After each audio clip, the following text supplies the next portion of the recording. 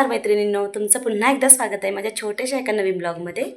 तर आजची सुंदर सकाळ मस्तपैकी। तर चला आता व्हिडिओ स्किप न करता बघत राहा आजचा एक छोटासा एक नवीन ब्लॉग। चला आता घरातले तर देवपूजा वगैरे सगळी काही आटोपलेली होती, मुलांचे डबे वगैरे सगळे काही झालेले होते।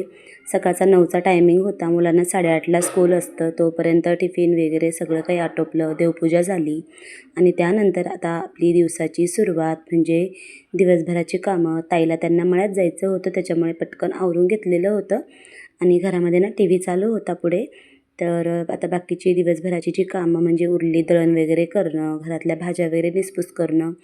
तर बघू शकता आनंदी स्कूलमधनं आलेली होती आणि मॅडमनी ना खूप लिपस्टिक लावून घेतलेली होती, शिवजयंतीचा कार्यक्रम होता तर मेकअप करून गेलेली होती त्याच्यामुळे। तर तिचं पण चालू होते मध्ये मध्ये लुडबुड करण्याचं काम। मी गवती चहा कापत होते कारण तो गवती चहा खूप सारा होता, कापून वगैरे उन्हामध्ये वाळवून मी एका बरणीत भरून ठेवत असते नेहमी, म्हणजे चहाला वगैरे असलं तर व्यवस्थित सफिशियंट पडतो टाकण्यासाठी, म्हणजे एकदम थोडा जरी टाकला तर चव पण येते आणि सर्दी वगैरे खोकला जर असेल तर त्याच्याकरता काढा म्हणून सुद्धा त्याचा उपयोग होतो। तर त्यानंतर ना मला दालबट्टीचं प्रेमिक्स बनवायचं होतं, डब्यामध्ये भरून ठेवायचं होतं, म्हणजे इमर्जन्सी जर मुलांना भूक वगैरे लागली तर पटकन करता येईल। तर डोक्यात आयडिया अशी आली की म्हटलं चला आपण दालबट्टीचं प्रेमिक्स बनवूया। तर मी मक्याचे दाणे उरलेले होते, आमची मका काढलेली होती ना, मका तर उरलेलीच होती, परंतु मक्याला पटकन सोंडा लागतो आणि त्याच्यामुळे बाकीच्या घरातल्या धान्यांना देखील सोंडा लागण्याची भीती होती। त्याच्यामुळे म्हटलं चला आपण प्रेमिक्स बनवून ठेवूया। त्याच्यामध्ये थोडेसे धने, जिरे आणि ओवा, बडीशेप देखील टाकतात, तर माझ्याकडे काही नव्हती म्हणून मी ती काही टाकली नव्हती। थोडेसे हरभऱ्याचे जी डाळ होती ती पण टाकली, त्याच्यामुळे चविष्ट होते आणि दालबट्टी एकदम खुसखुशीत होते। इमर्जन्सी आपल्याला जर वाटलं की काही आता स्वयंपाक बनवायचा कंटाळा आला तर अशा प्रकारची दालबट्टी आपण पटकन बनवू शकतो। तर म्हटलं आता खूप दिवसाचं चाललं होतं बनवायचं, पण काही वेळच भेटत नव्हता, सगळ्या कामांतून सुटका तर काही मिळत नाही गृहिणींना, प्रत्येक दिवसभरामध्ये काही ना काही काम असतंच। तर ताईन त्या मळ्यात गेलेल्या होत्या, म्हटलं चला आज काही नाही तर दळण वगैरे दळून ठेवलं, बाजरीचं गव्हाचं सगळे काही दळणं दळून ठेवले। घरामध्ये घरघंटीचा आवाज चालू होता त्याच्यामुळे माझा आवाज मी म्यूट केलेला आहे। तर आनंदीचं तिथे पण मध्ये ढवळाढवळ करायचं काम चालू होतं, तिचं नेहमीचंच असतं, मी जे काही करते त्याच्यामध्ये ती काही ना काही बोलत असते आणि करतच असते।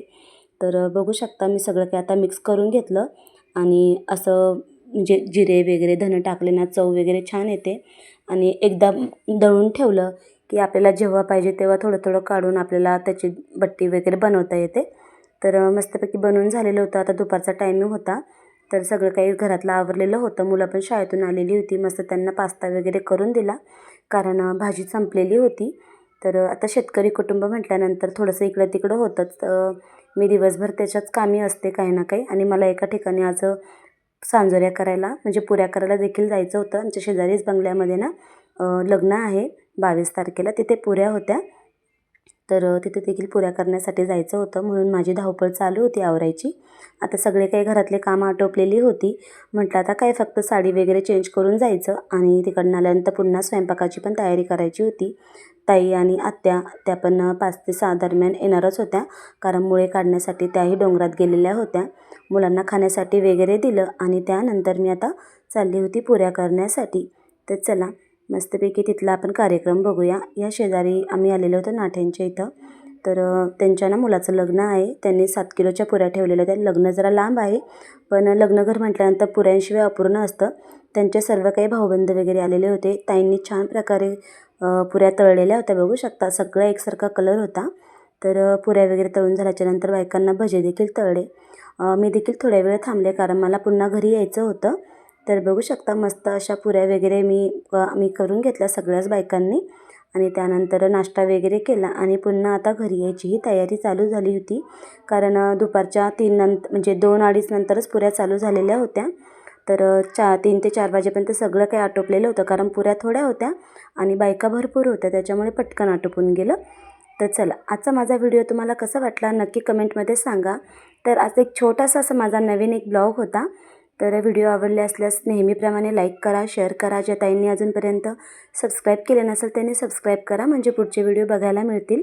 तोपर्यंत सगळ्या ताईंना, चिमुकल्यांना आणि माझ्या यूट्यूब फॅमिलीला सगळ्यांना बाय बाय, भेटूया अशाच एका नवीन ब्लॉगमध्ये। तर चला भेटूया अशाच एका छान नवीन ब्लॉगमध्ये. तोपर्यंत सगळ्यांना बाय बाय.